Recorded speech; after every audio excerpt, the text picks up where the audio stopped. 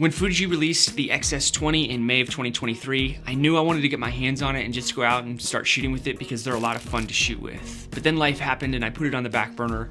And before I knew it, July of 2023 comes along and Sony releases the a6700. So now you have two cameras which are potentially the king crop sensors of the year. So we're gonna put both of them to the test and I'm gonna share my results with you. I tested both cameras out in low light. I'll be sharing side-by-side image comparisons in all different types of lighting environments. We're gonna talk about their usability, the stabilization, look at their 1080 footage in 60 frames per second, their body size and weight, their menu and settings, dive into some photography, test out their autofocus systems. I'll share with you my overheating results. We're gonna look at their frame rates and resolution, listen to that native audio, do some vlogging with both of them, talk about their battery life, film in their log profiles, and talk about their overall functionality. And let me tell you, this was a very hard comparison to make. I did make sure to use the same exact lenses with different mounts, E-mount and X-mount on both cameras so that we could ensure the accuracy of some of my tests and the image comparisons. We do need to use the same exact glass so we can get an accurate comparison on camera sensor sharpness, the color fidelity, and the autofocus before any light even hits the sensors. Even though it's been said that Sony makes Fujifilm's sensors with custom specifications.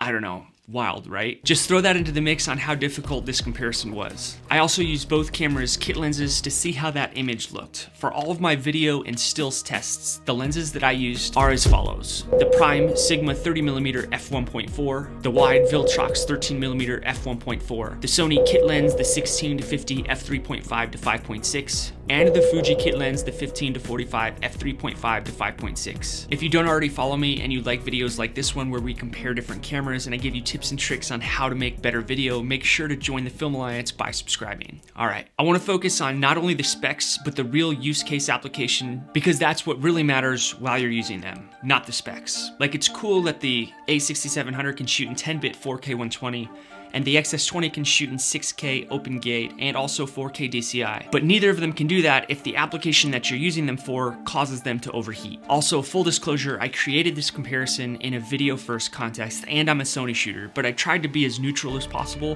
while I was filming with both cameras. I will cover photography with both of these cameras, but that's not where my heart lies. I'm more of a video guy. Also, B&H Photo did send me the X-S20 for about a month with all of the lenses and the gear that I requested from them. But this video is not being sponsored by them. They're not paying me to say any of this, and they didn't tell me what to say. They kind of just let me have creative freedom. With that being said, B&H Photo is where I get all of my camera gear. I'll leave B&H affiliate links in the description for all of the stuff that I talk about in this video. All right, we got a lot of ground to cover in a short amount of time. Are you ready? Let's go. Both the 6700 and the Fuji X-S20 seem to be the perfect APS-C hybrid cameras. They both have EVFs, have similar body types and weights, and are created for the same pool of creators. They're both portable, they're all-in-one cameras for hobbyists, vloggers, content creators, and I'll even go step out on a limb a little bit further and say they could be used for pro shooters, even though they have one card slot, which seems to be the one limiting factor. But if either of these cameras were all that were available for me on a pro shoot, I'd sign up for that in a second. They both pack a powerful punch and have a ton of professional features. They're within $100 spread of each other, were released within 3-month period apart, and have a lot of the same functionality. The a6700 can shoot in 4K 120, while the Fuji X-S20 can only shoot in 4K up to 60. But the micro HDMI port on the side allows the Fuji X-S20 to output 12-bit RAW, ProRes RAW, and shoot in 6.2K open gate up to 30 frames per second using the entire sensor. If you're not 100% schooled up on exactly what open gate is, I'll show you an example later in the video. Due to their small bodies, they're gonna be great for portability and traveling, but overheating will be a consistent issue. We're gonna go over overheating later in the video, how to fix it, the workarounds, and some of the remedies that I came up with to minimize the chance of them overheating. I'll be throwing both image comparisons up throughout the entire video, and we're gonna put the a6700 on the left and the X-S20 on the right so that you don't get mixed up. Let's start off with the most important piece of information, which is the price, because that's usually the first decision someone has to make before they can even go to step 2, which is which one is right for them. As of the time of filming this video, the Sony a6700 is coming in at $1,398 US, and the Fuji X-S20 comes in at $1,298 US, and they both come with batteries. They both take the same SD card, and if you plan on shooting, say 422 10-bit all intra, I would either pick up the V60 or the V90 card because of the camera's write speeds. The V30 cards will freeze up your camera and you'll probably have to reset it by pulling out the battery. It's happened to me 3 times with the a6700 and I forgot that I had that V30 card in there. We will talk about all intra later in the video, but for now, they're super large files that hold the most data. The problem with the V90 card is that they start close to 150 bucks for a 128 gigabyte card or 270 bucks for a 256 gigabyte card, which means that price starts to add up. If you were to use the V90 128 gigabyte card and max out all of your settings in your a6700 to get the best image quality in 4K 60, you would only get 27 minutes of shooting. So that's just to put it into context. As far as lenses go, the a6700 is E-mount and the Fuji is X-mount, but because both cameras are APS-C, their lens options will be cheaper than if you went full frame. Side note, Fujifilm only offers APS-C and medium format digital cameras. While some of Fujifilm's APS-C cameras can compete with full-frame cameras, they're not full-frame, just so you know. We could sit here and talk about all the different lens options that you could pick up for either of these cameras, but in order to keep us on track and to try to minimize the amount of time, we're just gonna touch the surface. If you go with the package deal for the a6700 and pick up the kit lens along with the body, you're looking at $1,498, and the XS20 with the kit lens, you're looking at $1,399. But don't forget, you still have to purchase that card. You have to pay to play. Now, if you could stretch a tad further with your budget rather than just picking up the kit lenses in the package deal, I'd recommend picking up one of the lenses that I'm using in this video, or something more like the Sigma 18-50 f2.8, which comes in both E-mount and X-mount, which will serve you well as an all-around lens. The bottom line is out the door after you calculate taxes, a lens, and an SD card, you're looking at under or around $2,000-ish US just to start shooting with either of these cameras. All right, let's jump into the body and design. Both camera bodies are the same weight at 1.1 pounds, but they are different sizes. The a6700's body is thicker and the grip is beefier, but the Fuji's grip has more depth to it to give the Fuji a better grip. The quarter mount thread on the Sony is directly under the lens and the Fuji is offset a little bit to the right. Coincidentally, I prefer the offset quarter mount thread on the Fuji because when I'm balancing the camera on a gimbal and I flip out the screen, it gives it more balance. Whereas when I balance the a6700 on a gimbal and flip out the screen, it's a little bit off and I have to adjust the arm on the gimbal. Both cameras have a front and back dial, which I use for aperture and shutter speed, and the XS20 has a dial on the left side of the body, which I customized to be the ISO. A few times when I was adjusting my aperture, I accidentally turned off the Fujifilm because of where the power button is placed, and I never had that happen with the a6700, so it made me appreciate the placement of the on and off button on the 6700 more than the Fujifilm. Even though they're in the same place, the little tab kind of sticks out a little bit further on the 6700. Over in this area of the XS20 where we have that ISO dial, it also has a flash toggle, which the a6700 does not have altogether. It would be cool if you could use that light on the Fujifilm camera as a steady video light, but I know that would make harsh light, but it'd be better than nothing. The a6700 does have a quick mode dial switch, which you can switch between photo, video, and S&Q. It happens to be one of my favorite dials on the 6700 because I can quickly toggle between photo and video. The XS20 has a joystick on the back, which you could use for autofocus and selecting different things inside of the menu system. I found that to be super helpful, and it made me wish that the 6700 had the same. There are more buttons and dials on the XS20, which means it'll be more of a customizable camera for efficiency and workflow. The EVF on the a6700 is off to the left, which would pose a problem if you're a left eye shooter because once you go to use it, your nose gets smashed up into the back display. Whereas the XS20, the EVF is kind of in the center, but gives you a little bit more room to film. Maybe it doesn't, I still get smashed up. Both EVFs have about the same number of dots, 2.36 million, thereabouts, and the a6700 has a higher magnification at 1.07 times over Fuji's 0.62 times. So these different pros and cons come down to what the user likes better. I was indifferent to both of them. Both have one card slots, which makes them both not ideal for pro work unless you're just starting out. I used to use the Osmo Pocket, and the last thing that I cared about is if it only had one card slot. The slot on the a6700 is a standalone slot on the left side of the camera, and the slot on the XS20 is inside the battery compartment. Both cameras have USB-C, micro HDMI, headphone, and mic ports. They're all on one side of the a6700, and the headphone port is on the right side of the XS20. This is super nice, and I appreciated it, especially when you start adding all these wires to all the different ports, and you have to use the fully articulating touchscreen, and then all of your wires are blocking the display. whereas the headphone port will come out from the side and it's high enough to where it's not going to really affect your grip on the camera. So I appreciated that. And they also both have Bluetooth and Wi-Fi. The biggest difference is Fuji has better handling with a better grip, a joystick for the menu and autofocus, and it just has more dials. The a6700 has that quick mode dial, which I happen to be a huge fan of. Fuji is more customizable, so I was able to create a lot more custom buttons than I was with the 6700. They both have 3-inch articulating screens, which is super nice, but the Fuji X-S20 has more dots, which made it super nice to be out in the field shooting with it. The image looks so good in the display, and it makes it a lot easier to expose and make sure you're nailing focus. Also, if you're doing headshots like this, the articulating screen is huge because then you can see yourself and you don't have to guess where you're sitting in the frame, because you don't want to waste your time. Time is certainly the biggest thing that you want to save on, and that brings us to today's sponsor, which is Timebolt. Let me show you how Timebolt will save you a lot of time in your video edits. First of all, I was a user of Timebolt before we even started this collaboration, so this sponsorship is very organic. Timebolt has single-handedly saved me so much time in my editing process, and when you put out as much creative content as I try to do, then you try to come up with ways to make your workflow more efficient. Check this out. You drag your headshot into Timebolt, and it automatically removes all of the silent parts between your sentences, so you can literally go through your entire timeline and start popping in B-roll. And if that's not enough, Timebolt has its own editor that can add chapters embedded into the videos. So the videos that you upload to YouTube will automatically be pre-timestamped. There are so many shortcuts that you can use that Final Cut Pro doesn't even offer. But if you do still use Final Cut Pro, you can export FCP XML files right into Final Cut Pro, which are still fully editable clips, so you don't have to rely on anything being baked in. And I keep on getting astonished how Timebolt keeps on coming out with unprecedented updates. You guys gotta check them out.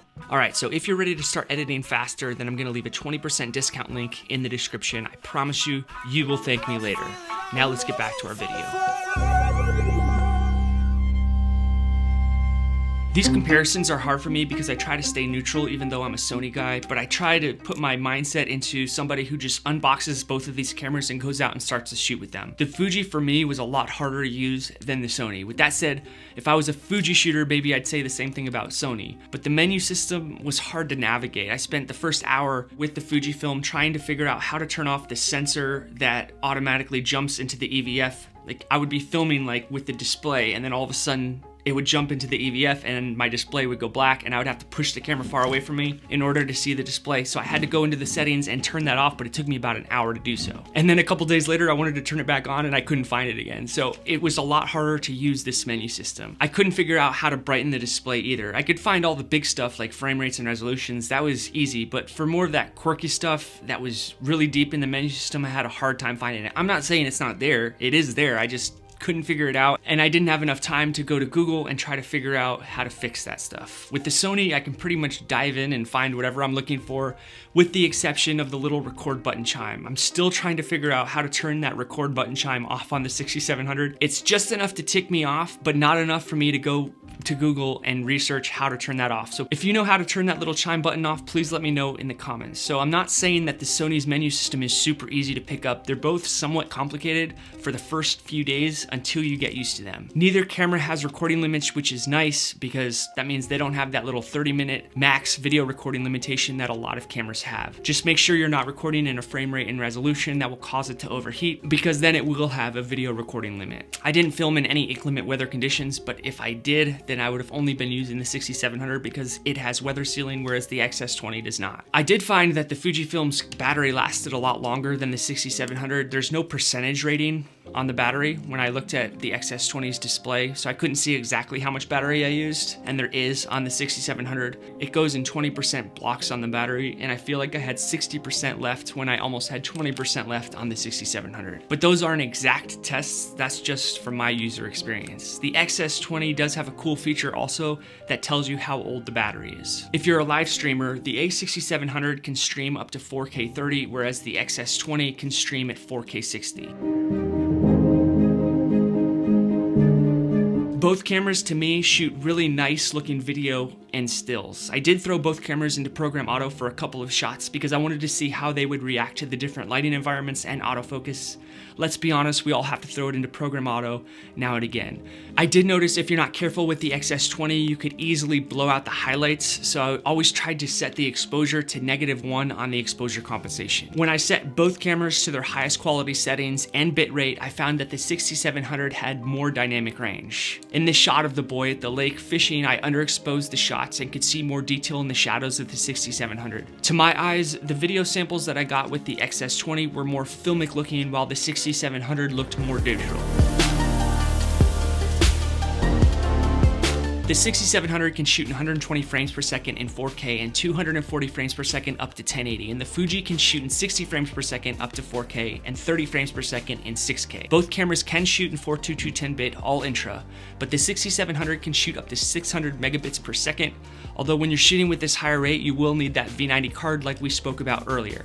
And the 6700 also will revert back to 4K 60. With all intra, each individual frame is compressed one at a time, which produces a larger file, but will give you better quality, especially when you go to edit, because you can really push and pull the colors while you're color grading in post-production. The highest image quality that I could pull out of the XS20 was 422 10-bit all intra, and it could go up to 360 megabits per second. But the 6K on the Fuji is open gate, and open gate uses all the sensor area. What this means is that the camera doesn't crop into that 16.9 aspect ratio like the Sony a6700 does. It actually uses the entire area of the sensor. This is great if you are a vertical content creator because you can shoot horizontally and you could still have usable vertical footage without making your face smash up into the screen. Let me show you an example. You can use the full image area of the sensor. And the reason that's important, especially if you're a vertical content creator, is you'll be able to actually scale in on the sides more and not have to squeeze like we see a lot of people do when they're using straight horizontal shots like I'm shooting right now. All right, so here's 6K open gate. One of the things that I love about open gate is being able to use the entire area size of the sensor rather than just being stuck with the ratio of pixels that we get when you're shooting horizontal, especially with other Sony cameras. I've always wished that Sony cameras would allow open gate, but I think there's something inside of the camera, some type of chip decoder that prevents it from being able to shoot in open gate. So when it comes to filming vertical video or even being able to take advantage of that full image sensor, Fujifilm is definitely the winner. The Fuji can also shoot in 4K DCI, giving you more room to play with in your frame. DCI is the 4K format used by digital cinema cameras and has a resolution of 4096 by 2160. When it comes to external recording, both cameras use that micro HDMI for external output, and the a6700 does what it does internally, so it's nothing fancy there. 10-bit 422 HDMI, 4K 24 and 30 frames per second. The XS20, however, can shoot in 12-bit RAW, ProRes RAW, which is really nice for potential pro shooters. Both cameras have the ability to shoot in different color profiles. Fuji's selection is better in my opinion. I love shooting with the Eterna profile because it has a really nice filmic look to it. I didn't really find any good color profiles with the 6700. I prefer to just shoot in S-Log3 and then color grade it myself. But both cameras can shoot in log. The 6700 has S-Log profiles and the Fuji has F-Log. These profiles help provide a super flat image that give you more room to grade in post-production. I found that both cameras' profiles to be about equal when it comes to their grading capabilities, but the 6700 has almost like a baked-in magenta cast that I'm always wrestling with. I don't know what that is. If you know how to fix that, please let me know. If you want to shoot in log with either of these cameras, my best advice to you would be to custom white balance because that will make your grading experience so much easier. The a6700 does have an edge when it comes to shooting in log because you can upload LUTs, which you cannot do with the XS20. All right, let's jump into stabilization. I don't know how these companies test out their camera's stabilization, but both companies claim that these cameras have 5-axis stabilization. But after testing both, the a6700 stabilization was a lot better, especially while you're hand holding and walking, in my opinion. Also, with the Sony, you could throw it through Catalyst Browse, which will make your footage look as if you were shooting with the gimbal, but you do have to use a higher shutter speed, which is kind of the drawback, and the fact that it's an extra step in your post-production workflow. Fujifilm came out with a firmware update that supposedly helps the stabilization, but I didn't update this camera because it's not mine. From my experience, firmware updates don't really help with stabilization. If you have this camera and you updated the firmware and you're seeing a night and day difference with a stabilization, please let us know. One more thing to remember is when you're shooting a 4K 120 on the 6700, you lose that ability to have active stabilization on. The in-body stabilization is usable on the Sony, especially when you're in active mode for those walking and talking shots mostly, but you still have to do a ninja walk, and I would say even getting a wider lens like a Viltrox 13mm lens. I think a two-hand rig would make it even better, and Fuji I would say is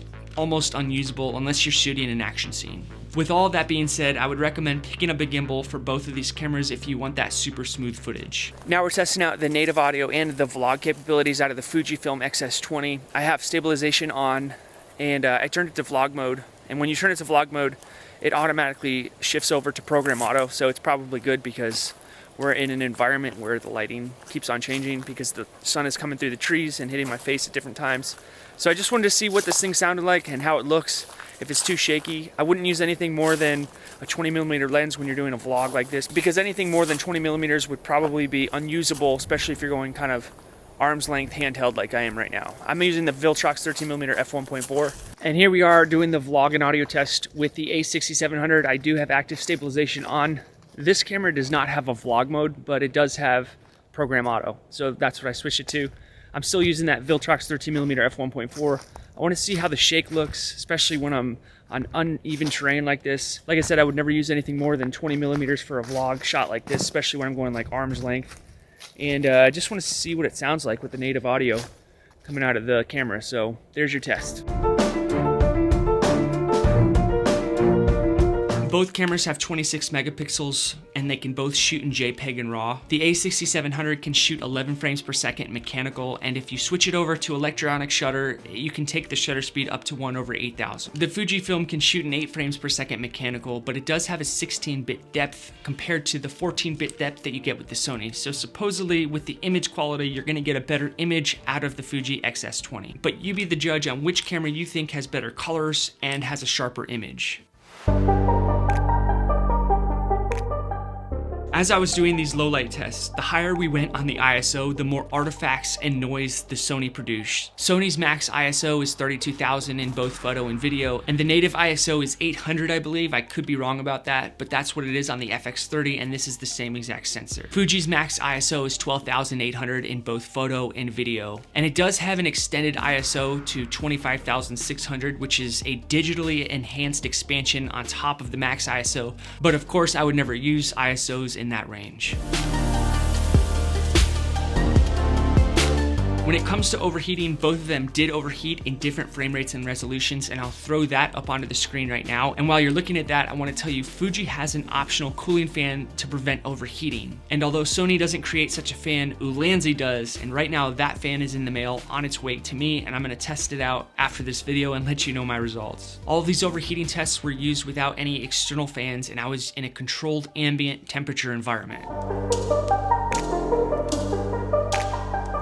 The 6700 has 759 autofocus points when it comes to photo and 495, and the XS20 has 117 phase detection and contrast detection points. But the big difference to me is the XS20 does not have touch tracking, whereas the Sony a6700 does. Now that might change with a firmware update, but as of the time of recording this video, it does not. The 6700 also has an AI processing chip that gives you different subject recognition targets like planes, cars, humans, animals, and insects. The XS20 also has different subject recognition, but it's not nearly as good as the Sony. If you're looking for a camera with great autofocus, it'll be tough to beat Sony. This is the second Fuji camera that I've used so far, and I can say the autofocus is just not as reliable as the Sony cameras in many situations. If you asked me which one was right for you or better for you, this is a hard one. Just rent both cameras from lens rentals if you can, but here's a word of advice. Don't focus on the specs. Focus on improving your talent and your storytelling capabilities. Jim Rohn says, don't be casual in learning. When I click on your video, tell me a story that I remember, something that moves me. Both of these cameras are tied in my book. The specs and the image quality kind of agree with me. They're so close and they both have their benefits and disadvantages. And I wanted to come out of this thing saying nothing can beat the a6700, but unfortunately, I have to be real with you. I prefer the Sony because that's what I own and that's what I've shot with for years. I especially love the 6700 because of its form factor and its travel capabilities. But if someone prefers Fuji, you're not gonna go wrong with it. I mentioned struggling with the Fuji menu system for a while, and there was a couple other quirky things that happened with it, but I'm sure those things are just learning curves and you'll be able to pick this thing up and be running with it in a couple days. I was testing out the transfer speeds, and every time I hooked up a USB-C cord to my computer, the computer wouldn't recognize it, so it's just another little quirky thing that I couldn't figure out how to get the computer to recognize the Fuji camera. But it's stupid stuff like that that you will eventually be able to figure out. When I first got Sony camera, I also found myself Googling and researching a lot of how to do certain things on the camera. But I have to admit, there were some pretty simple things that I thought I could figure out just by diving into this menu system that I couldn't figure out. So take it for what it is. Also, in my external recording test with the Fuji, I couldn't get the Ninja 5 to recognize the X-S20. Maybe there's an easy fix to that, but it's just stuff like that where if I hooked up my Sony, it recognizes it and doesn't even give me any issues. If you want better autofocus systems and better stabilization straight out of the camera, then go with the Sony. If you want a more filmic look, better colors, 6K, or external recording in 12-bit RAW, then go with the Fuji. Either way, you can't go wrong with either of these cameras, and that's my comparison, and I hope you enjoyed it. I'm Joe with the Film Alliance. Thanks for watching, and until the next one, have fun recording.